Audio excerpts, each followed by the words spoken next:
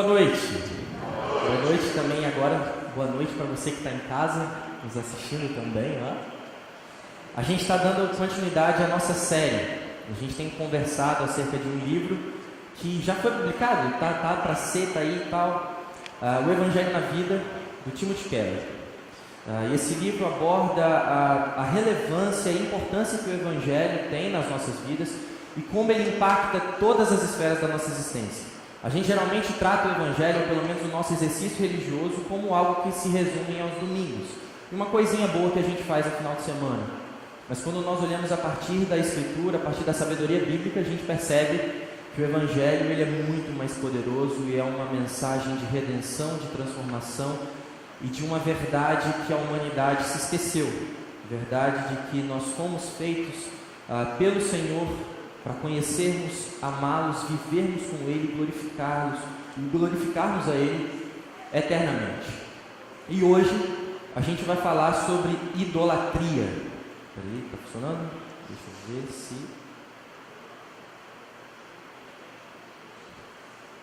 Eu acho que... Peraí. Aí, foi. Mas fui eu ou não foi eu? Não sei. A gente vai falar hoje sobre idolatria. A gente conversou nas últimas semanas sobre como o Evangelho transforma a realidade em que nós estamos inseridos. A gente conversou como o Evangelho ele transforma a cidade, qual é a nossa perspectiva de vida a partir da mensagem do Senhor. Enquanto a gente, muitas vezes, nós somos levados a enxergarmos a nossa existência enquanto discípulos de Jesus como gente que vive numa bolha, pessoas que estão inseridas num contexto mau, vil, perverso, e a única forma de nós nos mantermos puros é não nos contaminarmos e não nos relacionarmos com as pessoas ao nosso redor e com as estruturas que nos cercam. Mas a gente percebe que a Escritura nos constrange a enxergarmos isso de outra forma. E se nós queremos que a realidade ao nosso redor seja transformada, a gente precisa encarnar os valores do Evangelho do Senhor e entender que a prosperidade da nação, a prosperidade da nossa sociedade, a prosperidade das coisas ao nosso redor depende da nossa submissão ao Evangelho do Senhor. E então o Evangelho nos conduz a um outro caminho, de nós olharmos para dentro de nós, para o nosso coração. O Evangelho ele não é, como eu já falei, uma mensagem superficial e de um exercício de espiritualidade assim como qualquer outro, mas é uma mensagem verdadeira. E quando nós olhamos as Escrituras, percebemos que a fonte de maldade não está simplesmente ao nosso redor, mas vem de dentro. O nosso coração perverso e rebelde, nós nos rebelamos contra o nosso Criador. E antes de tudo, o nosso coração precisa se converter.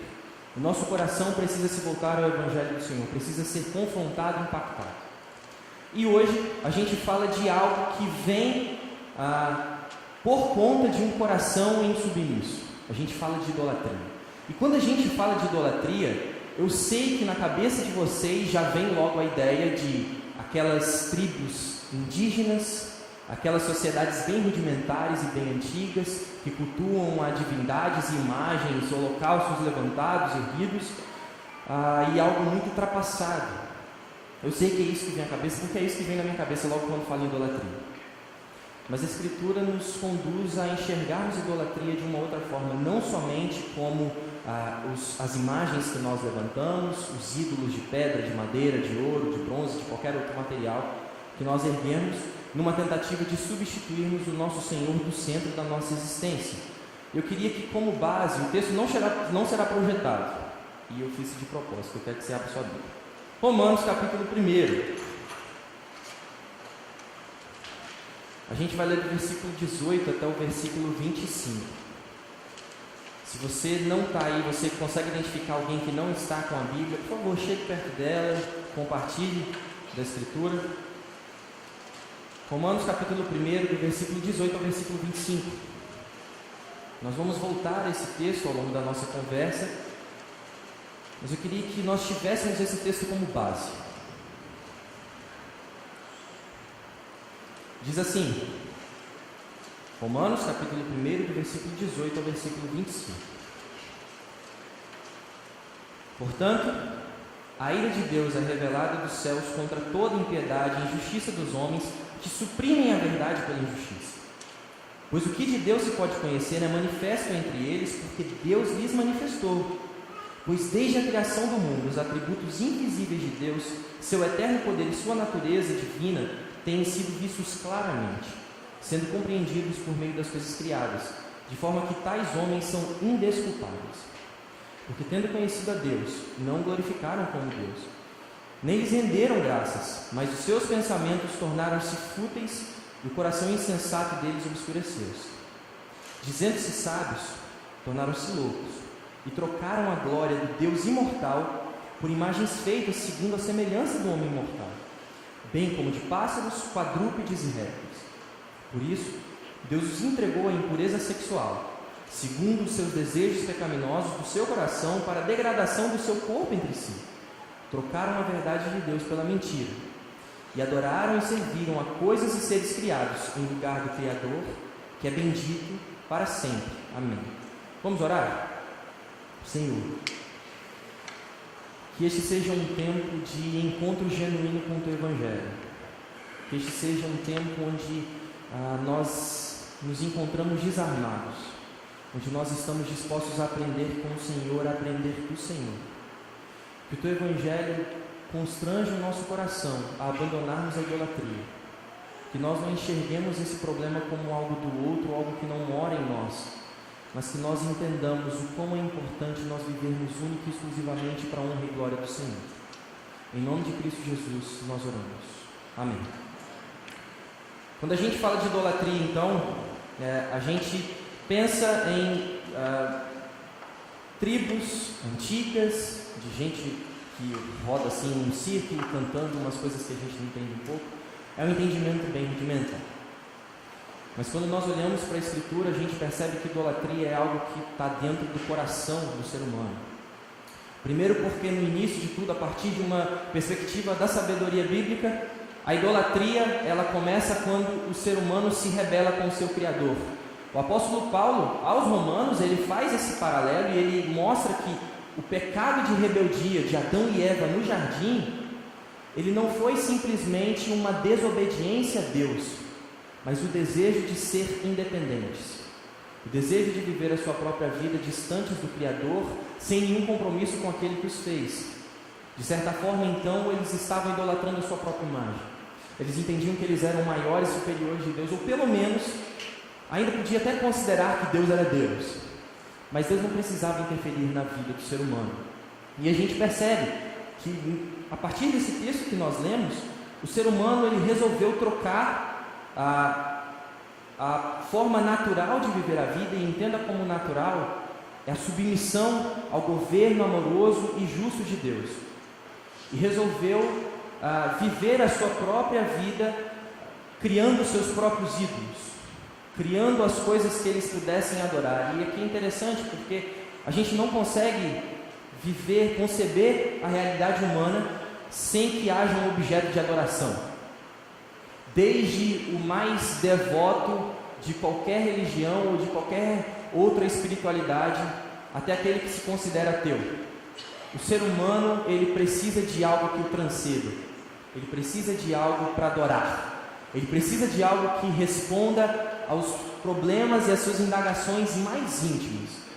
A questão é que, diante de uma situação em que a humanidade se rebelou, então ali a gente percebe a primeira configuração de idolatria, a primeira disposição do coração do ser humano em viver de forma autônoma ao Criador. Mas a coisa não termina aí, porque a gente vê isso logo no começo. Porém, ao longo de toda a Escritura, a partir de todo o Antigo Testamento, a gente pode perceber quais são os desdobramentos da idolatria e como a Escritura apresenta esse problema. Primeiro porque a idolatria, a partir da sabedoria bíblica, é a quebra dos 2 primeiros mandamentos. Eu sou o Senhor teu Deus, que te tirou do Egito, da terra da escravidão. Não terás outros deuses além de mim. Não farás para ti nenhum ídolo. A lei do Senhor foi dada ao servo dele Moisés para guiar o povo em retidão, em graça e misericórdia. Começa assim: não façam outros deuses, não levantem ídolos, não adorem outra coisa senão a mim. Isso, palavras do Senhor. E a gente é muito complicado. Nós somos um bicho meio complicado, assim, sabe? Porque nós olhamos com os nossos olhos do século XXI para um texto como esse, e é interessante porque essa discussão ela aconteceu tanto na escola dominical hoje, mas em outros encontros com os adolescentes. E a nossa pergunta sempre é assim: é isso aí. Por que Deus gosta dessa exclusividade? Por que Deus manda assim para a gente não fazer nenhum ídolo, para a gente não adorar nenhum outro Deus e a coisa ser exclusiva? Primeiro, porque nós fomos feitos para glorificar o Senhor, e isso tem uma implicação muito importante. Se nós fomos feitos para glorificar a Deus, então o propósito da nossa existência é essa. Isso significa que se nós não glorificamos a Deus, nós somos incompletos. Se nós não glorificamos a Deus, a gente não está vivendo a vida plenamente. Se nós não vivemos para a honra e glória do nosso Senhor, então falta alguma coisa. A nossa rebeldia nos leva a querer preencher o lugar que só pertence a Deus com as coisas que foram criadas. Quando nós olhamos essas instruções do Senhor, esses mandamentos, essas palavras de lei de Deus, não são simplesmente palavras que estão cerceando a liberdade da humanidade. A ideia é que Deus está ensinando o seu povo a viver de verdade. Entendam que nesse contexto o povo viveu cerca de 400 anos em cativeiro egípcio.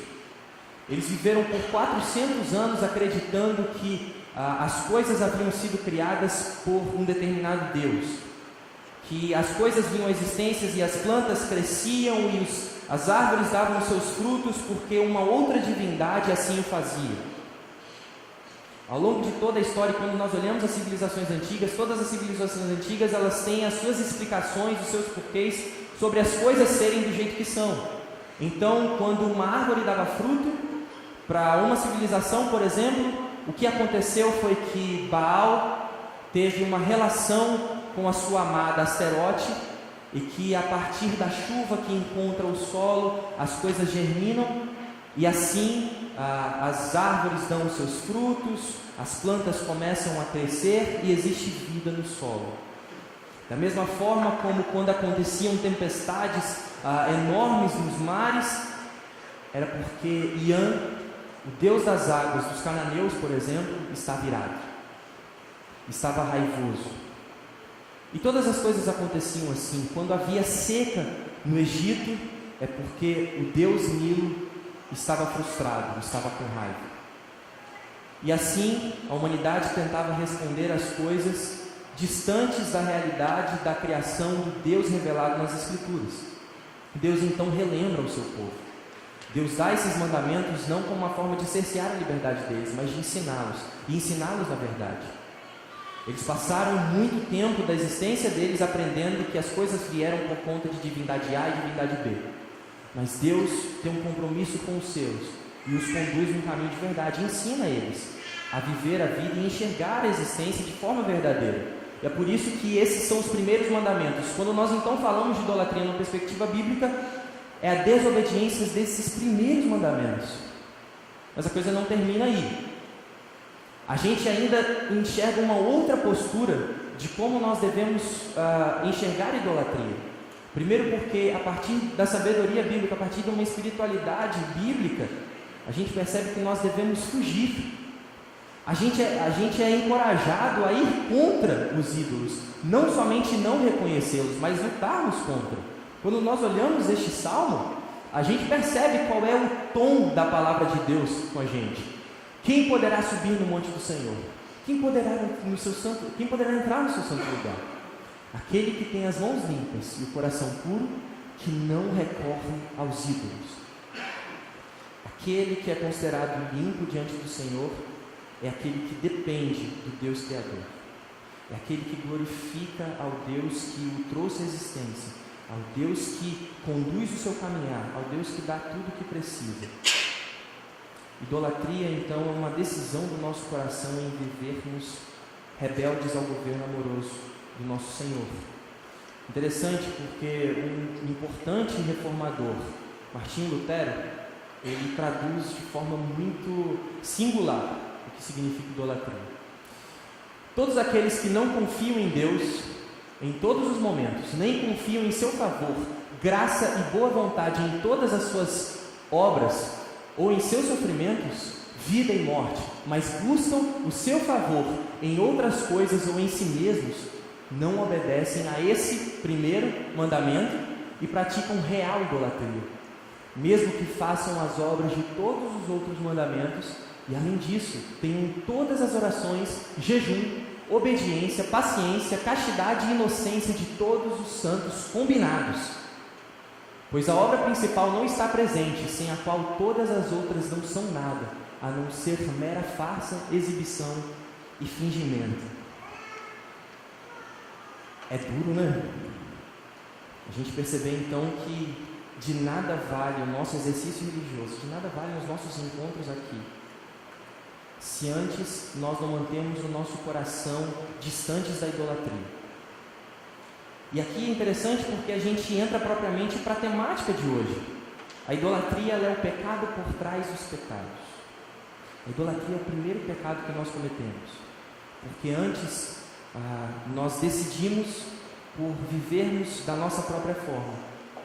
Antes de nós cometermos qualquer tipo de pecado, a primeira decisão do nosso coração foi viver de forma rebelde ao governo amoroso do nosso Deus. Então, antes de transgredirmos qualquer outro dos oito mandamentos de Deus, lá em Êxodo capítulo 20, a gente antes desobedece os dois primeiros: não adorar a outros deuses e não fazer ídolos. Antes de qualquer atitude rebelde do nosso coração manifesta em obras, quando nós mentimos, quando nós roubamos, quando nós não cumprimos com a nossa palavra, tudo isso é um reflexo de uma decisão que nós tomamos em vivermos distantes do governo do nosso Senhor. Então, a coisa continua, porque se no Antigo Testamento a gente percebe essa perspectiva de idolatria como a quebra do mandamento do Senhor, no Novo Testamento não é diferente, mas a coisa complica um pouquinho mais. A gente tem essa palavra que eu desafio quem é que pronuncia, sem olhar, eu botei do lado, né? Epitumiai.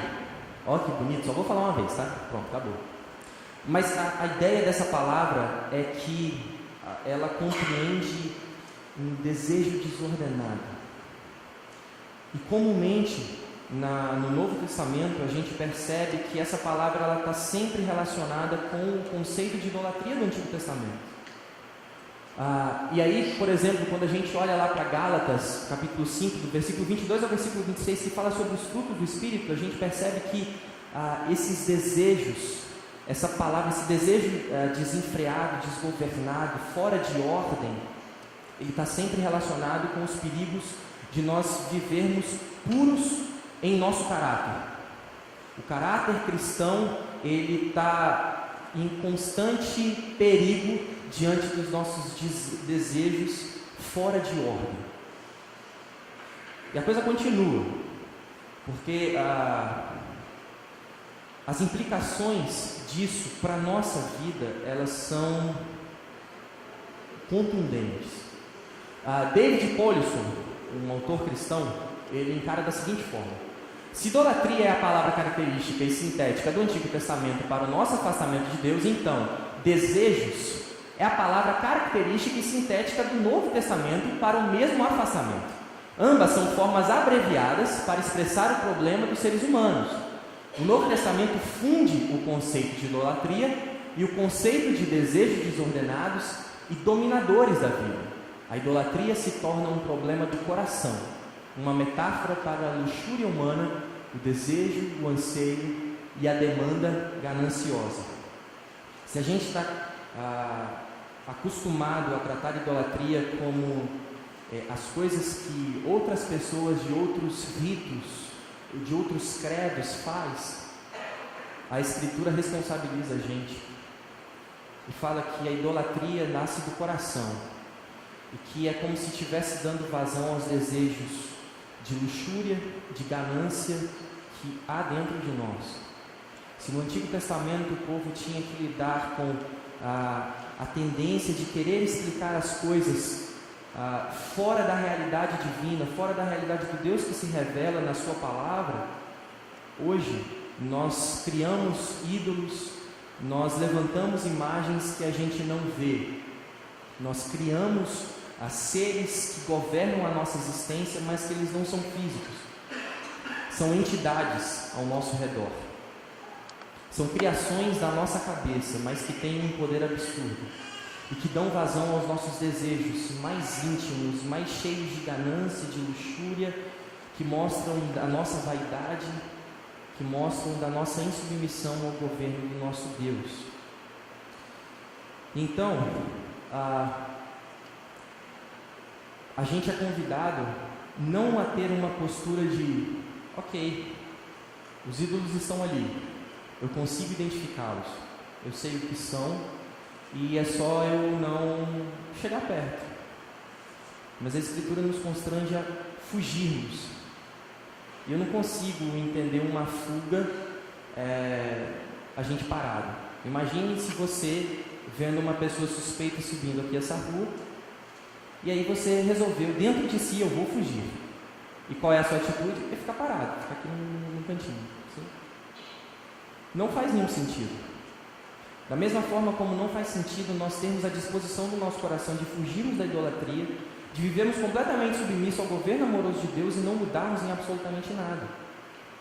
Em não olharmos, identificarmos os ídolos da nossa cultura, os ídolos ao nosso redor, as imagens que nós levantamos dentro das nossas vidas e não queremos correr léguas de distância desses ídolos, dessas imagens. A Escritura nos constrange a termos uma postura muito mais ativa diante dos ídolos da nossa cultura. O apóstolo João, na sua carta, no versículo 21, ele diz: filhinhos, fujam dos ídolos, fujam da idolatria, não tenham meio termo, assim, não identifiquem e recorram a eles no tempo oportuno, quando vocês se acharem, por exemplo, fortes, e aí, não, mas é porque é legal, tá, fazer isso aí, mas até então, eu acredito que as coisas estejam um pouquinho abstratas, porque a gente está falando de idolatria, a gente fala de idolatria no Antigo Testamento, num contexto de antiguidade. A gente começou a falar um pouquinho de idolatria no Novo Testamento, mas ainda assim, ok, idolatria hoje. Primeiro a gente tem que aprender a identificar os nossos ídolos, e aqui entram perguntas chaves, perguntas que eu gostaria que vocês fizessem para vocês mesmos. Por que mentimos? Por que não amamos? Por que não cumprimos nossas promessas? Por que vivemos de modo egoísta? Eu acho que todo cristão honesto, pelo menos alguma vez na vida, entrou em crise com essas perguntas. Pelo menos em algum momento da caminhada se viu diante das perguntas sem resposta. Porque é uma crise dentro de nós. A gente começa a caminhar com o nosso Senhor e a gente quer uma mudança de vida. Nós somos convidados a enxergar a nossa existência de outra forma. A cosmovisão bíblica, ela ressignifica absolutamente tudo ao nosso redor. Mas ainda assim a gente se vê degladiando com alguns desejos, a gente se vê lutando com alguns pecados, e é difícil, às vezes a gente não tem resposta, mas o interessante é que a gente tem resposta sim, só que a gente tem a resposta fácil e a gente tem a resposta difícil. A resposta fácil é assim, porque somos fracos e pecadores. Por que a gente mente? Porque a gente é fraco e a gente é pecador. Isso é verdade, de fato, nós somos fracos e pecadores. Agora, a resposta difícil que a gente nunca quer dar, que é a que responsabiliza mais a gente, é que a gente mente, a gente vive da nossa forma, de forma egoísta, porque algo é mais importante do que Deus. Vocês já pararam para pensar? Por que a gente não mente toda hora? Existem alguns momentos que a gente mente. E por que a gente mente particularmente nesses momentos? Porque particularmente naquele momento, o Senhor Jesus Cristo foi insuficiente para nós. Por que nós cometemos adultério? Por favor, entendam o que eu quis dizer, né? Agora aqui. Por que a humanidade, viu, meu bem, te amo? Por que a gente tem essa tendência em sermos adúlteros? Porque num determinado momento da nossa caminhada, as promessas do Senhor Jesus, a vida do Senhor Jesus Cristo, ela foi insuficiente. Ela falhou em dar algumas respostas para nós. É como se nós estivéssemos olhando assim e falando: Jesus, o Senhor tem resposta para muita coisa, mas para agora eu preciso de uma coisa que o Senhor não oferece. É por isso que é tão difícil a gente tratar a idolatria no nosso coração, porque nós não respondemos a pergunta da forma correta. A gente vive no momento, na etapa fácil da resposta. Nós somos fracos e pecadores, como se o Evangelho do Senhor Jesus nos conduzisse a uma vida licenciosa, de a gente é fraco e pecador, então está tudo certo, aí caminha, a gente vai caminhando e pronto. É isso aí, Deus conhece a gente, pronto. Mas na verdade, a Escritura nos conduz a enxergarmos a idolatria como um problema que nasce do coração e que não há justificativa para nós, discípulos de Jesus, lidarmos com ela, estarmos com ela, convivendo com ela na nossa vida. Idolatria é o pecado por trás de todo pecado. É aquilo que nasce dentro do nosso coração, o desejo de nós nos rebelarmos com o nosso Criador. Quando eu minto para alguém, em determinados momentos, o que eu estou prezando é a minha imagem.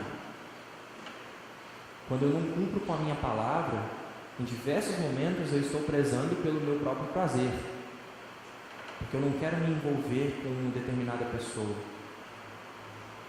Em diversos momentos da nossa caminhada, o nosso pecado, ele é uma fachada para um outro pecado dentro de nós, o desejo de nós vivermos distantes do governo do nosso Deus, longe da lei do nosso Senhor. Então, a gente percebe o seguinte: assim que a nossa lealdade a qualquer coisa nos leva a desobedecer a Deus, estamos correndo o risco de fazer dessa coisa um ídolo. E aqui é interessante porque ídolos costumeiramente não são coisas ruins, são coisas boas. Ídolos não se apresentam como aquele bicho de 7 cabeças, uma coisa assombrosa que a gente vê a 2 quilômetros de distância e a gente consegue fugir. Ídolos são coisas boas, coisas lícitas no nosso dia a dia. Talvez um dos nossos ídolos seja o nosso trabalho. E trabalho é uma coisa boa, vem de Deus. Trabalho é o nosso caráter, nos leva ao amadurecimento.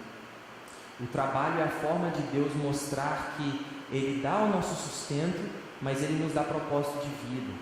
E a gente tem que caminhar no dia a dia certos de que Deus nos abençoa e nós vivemos plenamente para a glória do Senhor, fazendo tudo que está diante das nossas mãos, como se a gente estivesse fazendo para Deus.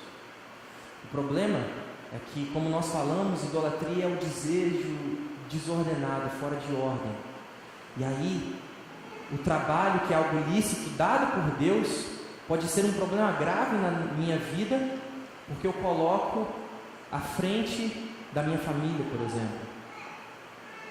E a família, que é um bem do Senhor, é dádiva de Deus para nós, pode se tornar um ídolo dentro de nós, porque a gente valoriza em primeiro lugar, comparados a um relacionamento íntimo com o nosso Deus.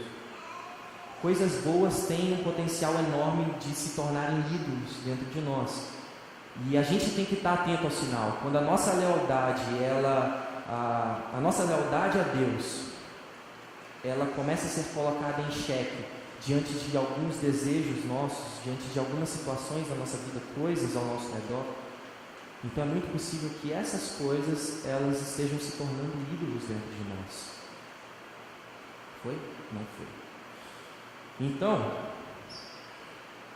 primeira pergunta que a gente deve fazer para nós identificarmos os ídolos dentro da gente: qual é o meu maior pesadelo? Com o que eu mais me preocupo? O que faz você perder o sono? Qual é a pergunta que fica ecoando na sua cabeça? Qual o pensamento que vive batendo na sua cabeça quando você põe a cabeça no travesseiro para dormir? O que te faz ficar inquieto assim no seu dia a dia? O que te preocupa mais? Outra pergunta: em que eu mais confio ou me conforto quando as coisas vão mal ou se tornam difíceis? Qual é o seu primeiro bote salva-vidas? Qual é a primeira coisa a quem você recorre Primeira pergunta, e essa pergunta, elas são cruciais para a gente identificar quais são os ídolos dentro de nós. Ídolos são tentativas que nós acabamos fazendo, tentando ali diante de Deus, porém fora do Senhor. A gente quer que a nossa vida seja justificada. Nós queremos que a nossa vida faça sentido. Nós queremos forjar a nossa identidade em coisas distantes do nosso Deus. Então, o nosso trabalho pode ser um ídolo. O nosso currículo acadêmico pode ser um ídolo. A maternidade e a paternidade podem ser ídolos. O nosso corpo pode ser um ídolo. Porque eu sou aquilo que as pessoas veem, eu sou aquilo que eu visto. Eu sou a minha aparência. Eu posso, em diversos momentos, acabar sufocando as pessoas ao meu redor porque eu tenho um ídolo da minha imagem. E eu não sei dizer não para as pessoas ao meu redor. Eu não quero ficar mal na fita. E brasileiro tem um problema, eu não sei assim, eu particularmente acho que é um problema meu. E eu acho que é algo da nossa cultura. A gente tem uma dificuldade enorme em dizer não. Porque a gente é super relacional. Nós somos pessoas relacionadas. Aí quando um colega de trabalho chega pra gente e fala assim, você pode fazer esse relatório aqui, eu tô cheio de tarefa e eu não vou dar conta e a gente tem que apresentar hoje, só que você também tem as suas tarefas, os seus compromissos, mas para você não ficar mal com o seu colega, você fala, não, pode deixar que eu faço. E a gente acaba abraçando o mundo inteiro e a gente não dá conta de viver uma vida sustentando o ídolo da imagem. Porque a gente quer que todo mundo esteja bem com a gente em todo tempo. E ninguém consegue. E essa é a chave, né, da idolatria. Porque nós queremos assumir o papel que é só de Deus. Ninguém consegue ser Deus. A gente não foi feito para ser Deus. A gente foi feito para vivermos com Deus, recebermos vida do nosso Senhor. O Evangelho de Jesus Cristo é uma mensagem de dependência, em que a gente não é suficiente para nos justificar. A gente cantou agora há pouco que a gente foi justificado através de Cristo. A gente cantou agora há pouco que a nossa vida ela só tem sentido por conta do nosso Deus, nosso Senhor Jesus Cristo.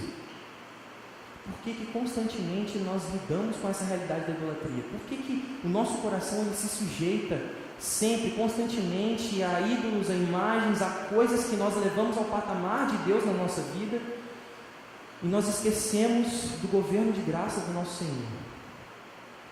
Mas existe uma outra pergunta também que a gente pode fazer para tentar identificar os ídolos.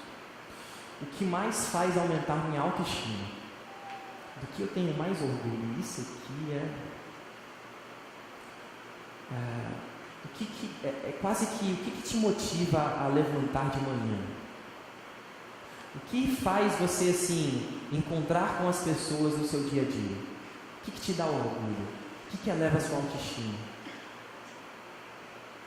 Se é a sua aparência, é muito provável que isso possa estar se tornando o seu ídolo.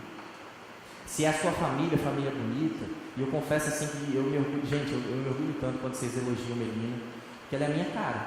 Então eu elogio de tabela, né? E às vezes essa relação de pais e filhos, elas podem se tornar ídolos em nós. Porque eu sou o que os meus filhos são, e isso dá um problema tão grande lá para frente, porque os nossos filhos não são a gente. E aí quando os nossos filhos tomam algumas decisões que nós não tomaríamos, a gente se frustra e a gente entra numa depressão profunda, porque a gente criou expectativas fora de nós e as expectativas que nós deveríamos ter depositados no nosso Senhor, a gente colocou em gente que não é capaz de supri-las. E uma última pergunta: o que de fato quero e espero da vida? O que realmente me faria feliz? É a mega sena? Espero uma bolada de dinheiro assim. Não, sabe aquelas coisas que a gente fala assim, tá tudo bem? Não, tá tudo bem. Eu só precisava de uns 20 mil reais, mas fora isso tá tudo tranquilo. Será que é o dinheiro que tem se tornado o seu ídolo? A expectativa de que com uma determinada quantia aí as coisas vão para frente. Será que é uma pessoa? E aí geralmente os solteiros eles se encontram um pouquinho mais nessa situação de tudo vai mudar quando a amada da minha alma aparecer, ou o amado da minha alma aparecer. E a gente deposita expectativas de mudança de vida em pessoas. E a única expectativa de mudança de vida que a gente pode depositar e ter certeza de que de fato vai mudar para melhor é quando a gente deposita a nossa vida aos pés da cruz do nosso Senhor Jesus Cristo. Onde está a nossa esperança? A gente tem estudado com os meninos, os adolescentes na escola dominical, o Catecismo Nova Cidade. O prefácio desse catecismo é o Tim Keller, o autor do livro que nós estamos usando como base nessa história. E a proposta desse catecismo é unir tanto o catecismo de Westminster quanto o catecismo de Heidelberg, que são compêndios de perguntas e respostas acerca da fé cristã, que tem muitos anos e faz parte da tradição reformada. E a proposta é que essas perguntas e respostas fossem compiladas de forma ordenada, de forma compreensível para nós, hoje no século XXI. A primeira pergunta desse catecismo é: qual é a única esperança nossa em vida e morte? E quando eu comecei a estudar com os meninos, a gente tem uma tendência horrível de que quanto mais tempo a gente passa num ambiente cristão, menos a gente reflete sobre as coisas que nós estudamos, as coisas que nós temos lido, as coisas que nós temos escutado. E quando eu refleti sobre essa palavra, e a resposta dessa pergunta é que qual é a única esperança então em vida e morte para nós? É que a gente não pertence a nós mesmos. A gente pertence de corpo e alma ao nosso Senhor e Salvador Jesus Cristo. Qual a única esperança na nossa vida? É que a gente não é nosso. Nós somos do nosso Deus. Enquanto nós quisermos viver a nossa vida agarrando as nossas mãos em esperanças vãs, a gente depositar todas as nossas fichas em coisas, em pessoas, em lugares que não são Deus, a gente vai se frustrar. Um ídolo, nós criamos a expectativa de ser aquilo que supre as nossas energias, mas que na verdade ele nos drena. Um exemplo muito básico é que um ídolo muito comum do nosso tempo é o prazer, é o lazer, o entretenimento. E eu não sei vocês assim, mas eu gosto de conversar com os meninos porque eu tenho conversado há mais tempo, mas isso é muito prático para cada um de nós. Imagine você que foi para uma viagem com a família. E ele saiu daqui e foi para Porto Seguro. Inclusive eu estou indo, gente. Aquela viagem que não aconteceu, vai acontecer. Ore por nós. E aí nessa viagem, o que a gente pensa? A gente pensa que, cara, é isso que eu estou precisando. Eu preciso de uma viagem para esparecer. Eu estou precisando disso e eu estou precisando de lazer porque eu não estou dando conta das coisas ao meu redor. A gente precisa de um tempinho assim para dar uma esparecida. E a gente vai fazer essa viagem. Só que a gente só pensa no destino. A gente não pensa na viagem. E aí se você tem filhos um pouquinho maiores, assim, na idade de uns 3, 4 anos, 5 anos, 6 anos, por aí, uma viagem para Porto Seguro, de carro, é uma viagem. Porque você começa de Viana a escutar, tá chegando. Aí depois passa no posto da Polícia Federal, tá chegando. E vai indo assim, né? Sabe essa coisa? Então a viagem, ela é meio conturbada. E a gente chega lá no destino, já assim, pedindo uma viagem para a viagem. Eu preciso de um descanso do descanso que eu estou tendo agora. Porque isso aqui já drenou minhas energias. E aí a gente volta. Primeiro a gente faz essa viagem pensando, depois eu vou estar com todas as minhas energias renovadas. E quando a gente volta esgotado. Porque ídolo funciona assim. Se coisas boas são dadas por Deus para a gente glorificar a Ele, uma viagem pode ser uma bênção de Deus na nossa vida. Quando o prazer se torna um ídolo, aquilo que deveria recarregar as nossas energias nos drena. Aquilo que deveria fazer a gente se sentir bem e satisfeito, na verdade, drena a nossa energia. E é assim que os ídolos funcionam. E aqui entra uma tabela que eu achei muito interessante. O livro que nós estamos usando por base, ele identifica basicamente 4 ídolos, que são os mais comuns do nosso tempo. E são 4: poder, aprovação, conforto e controle. E aí, geralmente, quando a gente busca poder, isso se traduz em querer sucesso, vitória, ser influente. Qual é o nosso maior pesadelo? É sermos humilhados. Para quem busca o poder, a humilhação é a pior coisa. Quando alguém quer ser reconhecido pela sua força, pelo seu poder, ter influência, quando ele se encontra numa posição de humilhação, isso acaba com ele. As pessoas à volta de pessoas que querem o poder, que buscam o poder, muitas vezes se sentem usadas. Pessoas que querem ser influentes usando o poder, procuram sucesso, vitória e têm isso como ídolo dentro de si. Geralmente as pessoas ao seu redor se sentem usadas, como se fossem degraus para o sucesso. E aí, qual é a emoção problemática? A ira. Aquela pessoa esquentada. A gente consegue identificar assim, aquela pessoa do nosso trabalho. Cara, sabe, a gente quando olha com uma tabela como essa, a gente já pensa assim, nossa, isso aqui é fulano todinho. A gente já faz esse negócio automático, né? E se você não está conseguindo fazer, provavelmente você é esse fulano, tá? Mas aí, a coisa não fica por aí. Talvez o que a gente busca de forma desordenada, o nosso desejo seja a aprovação, a afirmação, amor e relacionamentos. A gente quer que a nossa vida seja justificada por conta dos relacionamentos que nós criamos, pelo amor que nós recebemos. E aí, qual é o pior pesadelo desse tipo de pessoa? A rejeição. É lógico, né? Se a gente busca a aceitação, se a gente busca a aprovação, se a gente quer que as pessoas gostem de nós, quando nós somos rejeitados, então o mundo caiu. Pessoas ao redor dessas pessoas que buscam a aprovação se sentem comumente sufocadas. Sabe aquela pessoa colenta, peguenta, que quer sempre escutar as coisas e tal? Geralmente as pessoas ao redor sentem-se sufocadas. Não há espaço. Não tem ambiente não. Tem que estar ali, é como se ela fosse o sol do universo e os planetas giram ao redor. E qual é o problema, o temperamento, o sentimento problemático dessas pessoas? A covardia. Por quê? Porque pessoas que buscam a aceitação, a aprovação dos outros, como eu já disse anteriormente, não conseguem dizer não. Se privam de ter algumas posturas que iriam contrariar as pessoas ao seu redor. E elas comumente se sentem anuladas.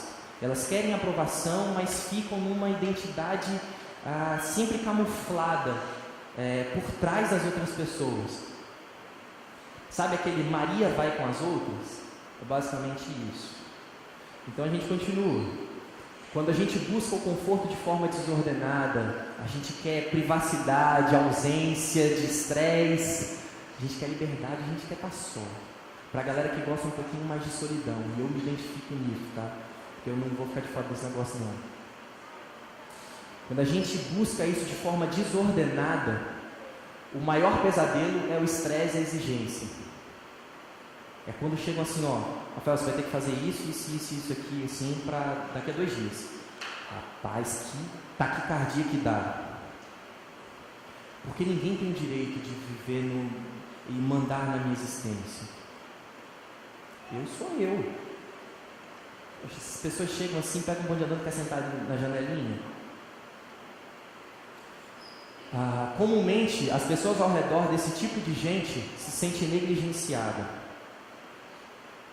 Pessoas que prezam mais por si mesmas, por viverem sós, passam essa impressão para as pessoas ao redor. Não são bons amigos, não são boas pessoas, não são bons companheiros. E qual é o sentimento problemático? O tédio. O tédio é o berço para fazer todas as besteiras. O tédio é a mola propulsora para dar vazão ao pecado e aos desejos ilícitos. Mas o interessante é que existem também as pessoas que querem controle, mas o controle não por exercer esse controle nas pessoas ao redor. A ideia é de cuidar de uma disciplina interna, de ser uma pessoa comedida. É aquele tipo de gente que tem que fazer aquela agenda 2019 para o negócio ir para frente. Para esse tipo de gente, o maior pesadelo, e é lógico isso, né? É a incerteza. É interessante porque assim, é mais ou menos assim, gente, daqui, depois do culto, vamos para Viana comer? Vai todo mundo, mas essa pessoa vai assim, não gente, não estava no meu plano não. Não, mas eu estou pensando em ir para casa agora, se eu for agora aqui vai pegar ainda os gols da rodada, não, e amanhã eu vou ter que acordar cedo, não. Se alguma coisa foge do controle ali, acabou. E geralmente pessoas que lidam com esse tipo de gente se sentem condenadas, e aí entenda isso como, pensem que essas pessoas têm padrões rígidos sobre o que é vida, sobre o que é certo e sobre o que é justo. Pessoas que não preenchem esses padrões, automaticamente estão completamente erradas. Essas pessoas são a escória da humanidade. Esses aí são gente podre, indigna da minha presença. E o sentimento problemático desse tipo de gente é a preocupação. Está aqui, mas está com a cabeça 2 semanas para frente. De coisas que precisam ser feitas, relatórios que precisam ser mandados, e coisas que precisam ser compradas, e tem que consertar não sei o que dentro de casa, e isso aqui que tem que fazer, e aquilo assado, e não vive o hoje. São ídolos dentro de nós, que a gente não precisa colocar uma estátua de bronze para a gente ser idólatra. Então a gente tem 3 formas de entender a idolatria e trabalhar isso. Como a gente elimina os ídolos? Existem 3 abordagens, 2 delas são ineficazes, e a terceira é a proposta do Evangelho. A primeira abordagem é a abordagem moralizante, a segunda abordagem psicologizante, é uma neologia, tá? É uma palavra inventada, e a terceira abordagem do Evangelho. A primeira abordagem, a abordagem moralizante, diz assim: seu problema é que você está fazendo o que é errado, arrependa-se. Bom, então identifiquei os ídolos. Ok, então eu estou fazendo uma coisa errada, então eu tenho que me arrepender. Ok, faz sentido, não faz? Pois é, faz sentido na razão, mas não é suficiente para destruir os ídolos dentro de nós, porque os ídolos não trabalham na nossa razão, trabalham no nosso coração. E eu posso dizer para mim mesmo que eu não posso fazer isso, eu não devo fazer uma determinada coisa, mas se o meu coração não se convence disso, não importa quantas vezes, quantos mantras eu diga para mim mesmo, dizer para mim mesmo não vai resolver o problema e não vai eliminar os ídolos dentro de mim. A moral não tem a capacidade de eliminar aquilo que está dentro, no íntimo de nós. Simplesmente identificarmos e falarmos assim, não, isso aqui é um problema, isso aqui é o meu ídolo, o problema da imagem e tal, isso, não, agora vai tudo para frente, já aprendi como é que funciona o negócio. Mas a idolatria é um pecado, e o pecado precisa ser confrontado no íntimo, no nosso coração. Aí a gente tem a segunda abordagem, a abordagem psicologizante, que diz assim: seu problema é que você não percebe que Deus o ama como você é. Alegre-se. Poxa, seu problema é que você está muito focado aí nessas coisas que você está fazendo, mas aí você tem que entender que Deus te ama. Deus foi até você do jeito que você é, então, poxa, se alegre. Isso pode parecer lindo, isso pode parecer uma mensagem maravilhosa, que conforta inclusive o nosso ego. O problema é que Deus nos ama tanto, que Ele não permite que nós sejamos os mesmos de quando nós primeiramente nos encontramos com Ele. E o compromisso que Deus tem com o seu povo é de conduzir a gente em santidade. A gente percebeu ao longo das 2 semanas que a nossa vida na cidade, a nossa vida com as pessoas ao nosso redor, é a postura de sacerdotes, gente que foi levantada por Deus para viver segundo os seus mandamentos, segundo a sua lei, para que as pessoas olhassem para nós e percebessem o que é viver de verdade. Então, se eu assimilo a mesma lógica do mundo que eu vivo, eu não sou sacerdote. Se eu assimilo a mesma lógica do mundo ao meu redor, então eu não estou cumprindo a missão que o Senhor me deu. A gente tem falado durante muito tempo sobre o que significa ser missionário. Essa abordagem psicologizante para eliminar os ídolos é péssima, porque tira de nós a missão que o Senhor Deus nos dá. Porque a gente tem uma postura muito complacente conosco de que, não, Deus me ama, agora eu só preciso me alegrar. E a gente se esquece de que o nosso Senhor nos chama para uma novidade de vida, para que a gente fuja dos ídolos e não para que nós sejamos complacentes com eles. É por isso que a gente tem então a abordagem do Evangelho. Seu problema é que você está buscando algo fora de Cristo. Para a sua felicidade, você adorou um ídolo e rejeitou o verdadeiro Deus. Arrependa-se e alegre-se. O problema é que nós tentamos combater a idolatria dentro de nós com aquelas outras 2 abordagens. Só que o Evangelho é o único capaz e eficaz de destruir os ídolos dentro de nós. Porque é no Evangelho de Jesus Cristo que nós entendemos que nós somos salvos por Deus, nós somos justificados por Deus por causa da obra redentora de Jesus. Então nada do que eu faça me justifica num relacionamento com Deus. É simplesmente o que Jesus fez. Mas então, diante da graça salvadora de Jesus, eu começo a enxergar novidade de vida. Eu começo a entender que o Senhor simplesmente não veio até mim para que eu seja o mesmo, mas para que eu mude, para que eu seja transformado. E quem me transforma é o meu Redentor, é o meu Salvador. Quem nos transforma é o Deus que nos criou, o Deus que ordena ao seu povo que não recorram a outros ídolos, o Deus que ordena ao seu povo que busque a Ele com força, com intensidade, com verdade de coração.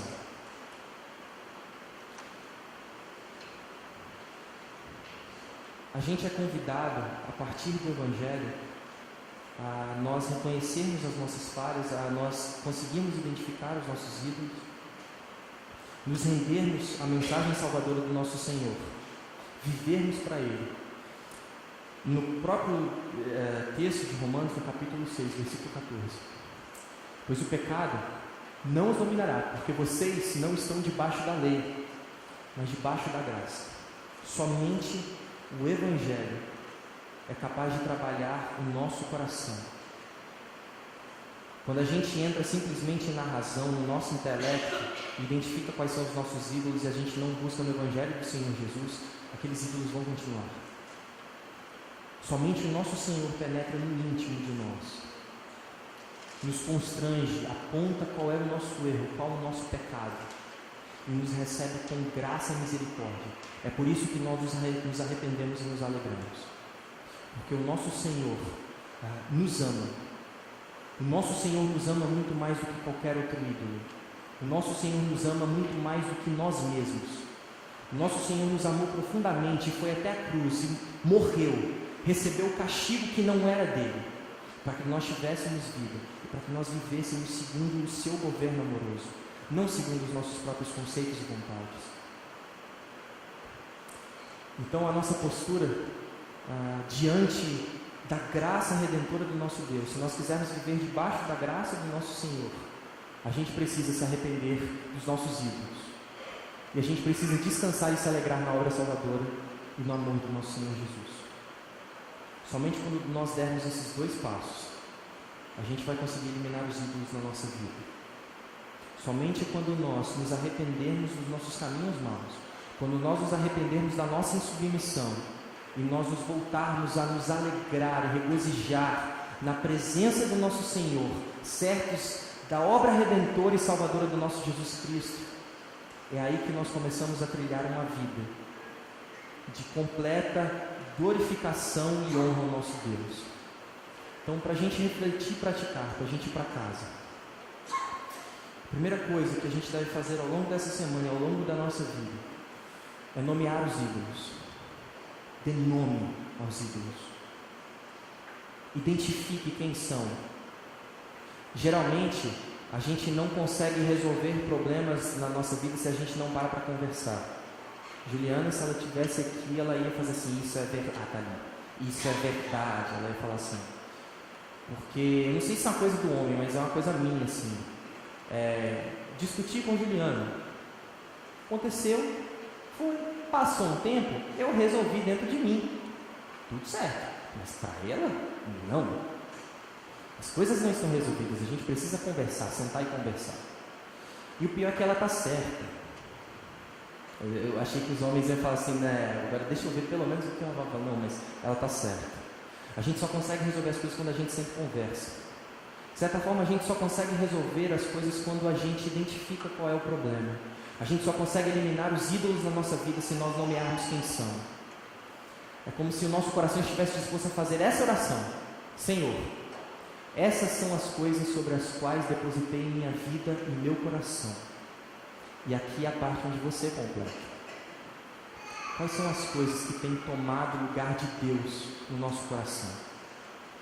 Quais são as coisas que têm se tornado ídolos nas nossas vidas? A gente precisa nomeá-las. Mas também a gente precisa se arrepender destes ídolos. E essa seria a oração. Senhor, essa é uma coisa boa.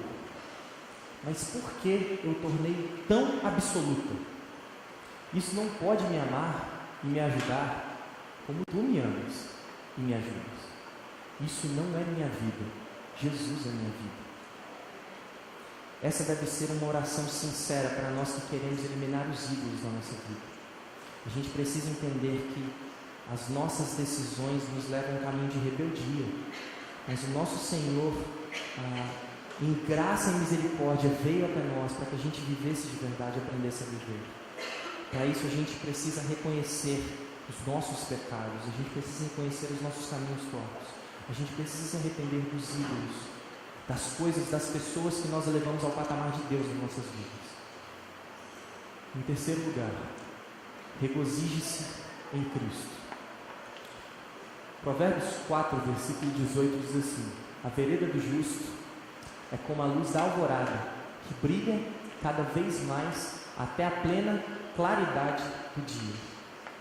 A caminhada com Jesus é a certeza de que o sol vai brilhar e vai brilhar cada vez mais e mais intensamente, e a partir disso a gente vai enxergar todas as coisas. A caminhada com Cristo não é uma caminhada de mesmice. A caminhada com Cristo é uma promessa de alegria plena no Senhor. A melhor decisão das nossas vidas é quando nós abandonamos os nossos ídolos e nos submetemos ao nosso Senhor Jesus. É a certeza de que nós teremos vida de verdade, alegria plena. A certeza de que na eternidade, no pleno gozo das nossas almas, a gente vai ter plenitude de vida. A gente vai viver com o nosso Senhor para sempre. É o que nenhum ídolo consegue prometer. É o que nenhuma realização, nenhuma expectativa nossa consegue suprir. Somente o nosso Senhor Jesus. E esse é o convite que o nosso Deus faz a nós essa noite.